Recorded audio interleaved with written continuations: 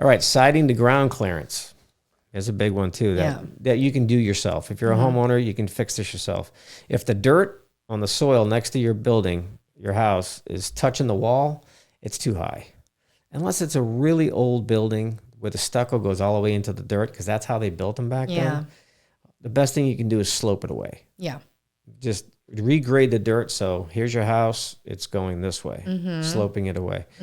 Easy thing to do. Most people can do that on their own. Yeah. Unless it's a really tricky landscape, then you may need to hire someone. Yeah. If you want to get like fancy, you can get like French drains put in and it'll all just kind of drain away. Yeah. If you get that kind of money. Yeah. If you want to be fancy.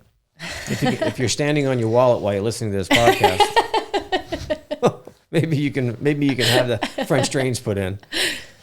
The French. Sounds fancy, right? It does sound fancy. Let's see. So, negative grade. If your building's here and the land on your house is going right towards your house, that is not a good thing. Yeah. That's a negative grade, and that's gonna let water sit at your foundation every time it rains. And I feel like that's something. When your sprinklers go off. That's something that comes up almost every time you inspect a house for me. Like that's a very, very common thing that pops up. So I make sure my buyers like understand me. Like, look, like it might not look bad, but it's compounded over time, and it could create an issue. Right, Again, this is something you're probably gonna want to consider taking care of. Yeah. It's not like you can't move in your house. It's like just take care of it. Just get it addressed before the big rain. And here's a really important tip too for everybody. When it is raining, put your rubbers on, put your hat on, and get out there and see what your property's doing with the rain. Yeah. See how it comes off your roof. Is it hitting your windows? Is it pooling anywhere? Yeah. Is it hitting your doors? Is it bouncing off the concrete and then slamming right into your doors? If you have wood doors and windows, that will cause you a problem. Yeah. I've seen that many, many times. So take a look outside. Spend about 10 minutes out there, walk the whole property and just see I'm only talking about when it's really heavy raining. Right. Not when it's sprinkling. When it's really heavy raining and it's been going on for like a couple hours, go check. Yeah. I've showed up to houses on rainy season. Yeah. And I show up. I'm walking around. Everything seems to be okay because it just kind of started raining. And I'm there for a couple hours typically. And then I come back around the house. I go inside first, finish my interior. I did the exterior first, went inside on this one house, came back out. And the driveway had 2 inches of water. Oh. And then I go in the garage, and it was in the garage. Uh-oh. It came into the garage at least 5 feet. That's something I never would have caught if it wasn't raining. Yeah. Yeah. I actually, we were in escrow for a condo with a client. This, property ended up not working out because of a lot of issues that came up. But we went and did an inspection right after the rain. And the ceiling had a soft spot. We're like, why is the ceiling squishy? That's not normal, you guys. Ceilings should not be squishy. And you just can't help yourself by not touching it. You just want to You just want to touch it. You just want to touch it. So another, if it is raining heavily and you're like, again, it doesn't rain a lot in California. Right. You probably don't know if you have any vulnerabilities in your roof, right? If you have like an attic space, that's probably a good opportunity to poke your head up there and be like, does anything up here look wet? Right. Right. So again, because things collect on your roof, the water pools, we're not built for rain. So that's a good opportunity to check before you get a squishy ceiling. Yeah. Best remedy is just, like I said, walk outside when it's downpouring and just look at what's going on in your property, all over your property, the front, the back, the sides, everywhere. Yeah. And just see what's going on. You'll be amazed at what you see. Yeah. Okay. Let's get into plumbing. I told you I don't like plumbing. It's your favorite. I don't like doing plumbing. But I'm going to talk about it. Water pressure. Yes. On a house. Very, very important on every house. The regulator is there to regulate the excessive pressure coming off the city.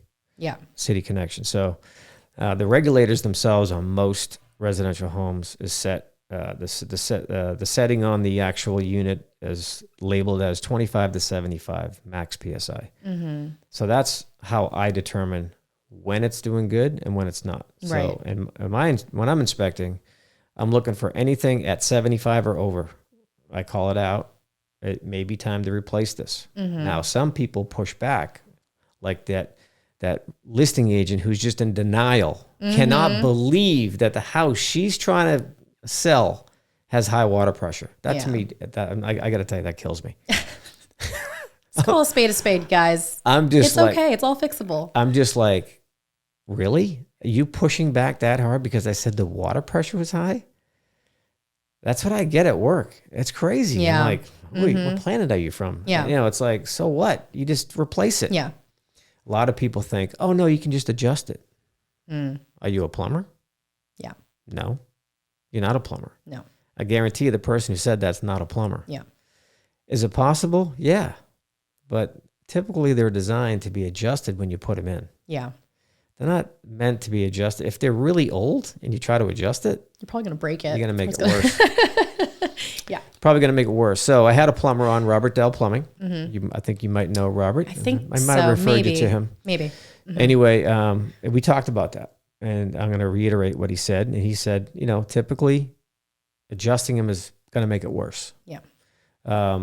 Set them and forget them. When you're putting them in, you set it to about 65 to 67 max. And your shower pressure is going to feel great in your bathroom. Everyone of my clients, well, I shouldn't say everyone, most of my clients refer to water pressure as how it feels on their body while they're in the shower. They're not referring to the regulator in the street. They have no idea about that. Yeah. They're only worried about what comes out of the shower head. And I'm like, well, it'll still feel good at 65 to 67. Yeah. Now, if you buy a water conservation shower head, it's not going to feel as great. Right. But a rumor has it that you can actually take a drill and drill those out and then put them back in, and then you'll have that 65 to 67 right on you. Just a rumor I heard. Interesting. Just a rumor. So I'm sure there's some YouTube videos on that out there. Probably. I'm sure I'll make one eventually. But I did that in my own house. Yeah? Yeah, and it definitely helps. Nice. So it's still, so my water pressure is under control for the house. Oh, by the way, you know, the bad water pressure is above 75. Your faucets and fixtures are only designed to handle about 80. So it's safe to say anything over 80 is going to be problematic. Yeah, over time. Your faucets will start leaking. Your toilets will start running. Your temperature pressure relief valves on your water heaters can start leaking. The relief valve, if you have one at your water main at the front of your property where your main shutoff is, if that's leaking, that's another indication that your regulator's gone. So there's a lot of little symptoms that go with it. It's like a common cold. Yeah. You start seeing these things around your house, it's letting you know that there's a bigger problem. Yep. So don't mess around with water pressure, man. I've seen it cause major flood damage. Yep. It can burst pipes too, by the way. Yeah. So there's a lot of negatives to it. So you want to make sure you take care of all that. And this is something you can do on your own as a homeowner. You don't have to hire someone to come check your water pressure. Go to Home Depot or Lowe's, or just get on Amazon and just order a Rainbird or a Flow Doctor pressure gauge. They're like $15 maybe. Yeah. And you just undo it from your hose. Take one of your hoses off the hose bib, and then just put it on there and turn it on. But you want to make sure that you're checking that on a hose bib that's coming out of the wall of the house. Don't do it at the water main in the front, because it might be before the regulator, and that's going to give you a false reading. Yeah. So I do have videos on this on my YouTube channel. I'll put a link in there. So I have a video explaining that. Nice. And let's see, water heaters. You get any experience with water heaters? Yeah. Our first property that we got, we had just moved in. We were there for less than a year, and our water heater took a shit and it started leaking in our garage. Again, this is why I know people say home warranties don't work and they're bullshit. My home warranty got me a new water heater. Did it work? It did. They replaced. I mean, we had to nag them a bit. You're a unicorn. Yeah, but they did. They came in and they actually replaced our water heater. So yeah, you definitely don't want your water heater to go out when you're trying to take a hot shower. That is not fun. No. Yeah. And another thing is, I actually, in the condo that you just inspected for me, we had the retrofit inspector come in. And, I know when we talked, I was like, hey, we're going to rip everything out, Right. You're looking at it through a slightly different lens. Sure. Because of the needs for that particular unit. Right. But we were taking a close look at the water heater, and he goes, whoever installed this used drywall screws for the braces. You have to brace. There's 2 straps on your water heater for earthquake safety. And I'm like, yeah, I mean, if there's an earthquake, it's fallen out of the wall. Right. I think I called out about 5 you things on your water heater. No, I don't think I called not that out because I don't think I could see the screws behind there, the mounts. But I remember calling out many things on your water heater. It was missing kind of like it was touching the ceiling. It was touching the ceiling on like the top part where it vents out into the attic. And you had a combustible clearance issue. Yeah. There was a bunch of other issues with it too, I remember. Yeah. So that's definitely not something you guys want to go cheap on, because having your water heater fall out of the wall and tip over, or not having a pan and then it leaks into your house. Yep. Right. So for example, this particular unit is on the 2nd floor, and there is no pan if there's an issue with this water heater. Right. So if it starts to leak and I'm not there, right, and it seeps into the unit below and causes damage, guess who's on the hook? Yeah. Me. Yeah. Right? So it's not even just your property damage you would have to worry about. It's potentially if you have neighbors below you or maybe next to you, depending on where your water heater is situated. Like, it can be a really big issue to neglect those items for sure. So how much water can possibly come out of a water heater tank? A lot. Let's give everybody an example. So if it's a 40-gallon tank, 40 gallons. 40 gallons. That's of water probably average. 40 to 50 gallons is average for a house. That's a lot of water. Yeah, especially if it's like not in your garage, or if it's not on the side of your house. If that's in your house, that is a lot of water that can cause a lot of damage. So let's talk about flushing the water heater tank. Some people are good about this. I hear other people don't recommend it. Some people recommend it. That's all I can say. Yeah. It's like if you want to do it, if your water heater's not that old, you can get on that. If you just bought a house and the water heater's like 2 to maybe 5 years old, maybe a little more than that, you can start flushing it. Yeah, it's probably worth it at that point. Yeah. If you're pushing like 15 years, just replace it. If it's 10, like over 8 or 9 years or something, I wouldn't mess with it, because you might cause more problems, more bad than good. So understand anything related to plumbing comes with rubber seals and valves, and those valves tend to fail after a while if they've been sitting because no one's been using them. So that's something you want to be very careful of. I would recommend, if you're not good at this stuff, you don't know anything about this, have a plumber do it for you. Yeah, I would do that. But like I said, this thing called YouTube, there's all kinds of good stuff on there. There's some very helpful videos on there. Yeah. But if you're not comfortable with it, get a professional to do it. Definitely. So you don't flood your house. Right. And then usually the work comes with like some sort of warranty too. So if something does go wrong, they'll come back and they'll take care of it. If you hire a licensed plumber. Yes. And I will always advocate for like hiring someone who is licensed. Yes. Right? They have insurance. Recourse. Yes. So I know everyone, we all want to save money. I totally get it. Owning a house comes with a lot of expenses. Yep.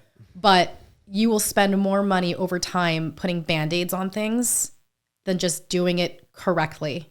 Right? Right. Buy once, cry once. Right.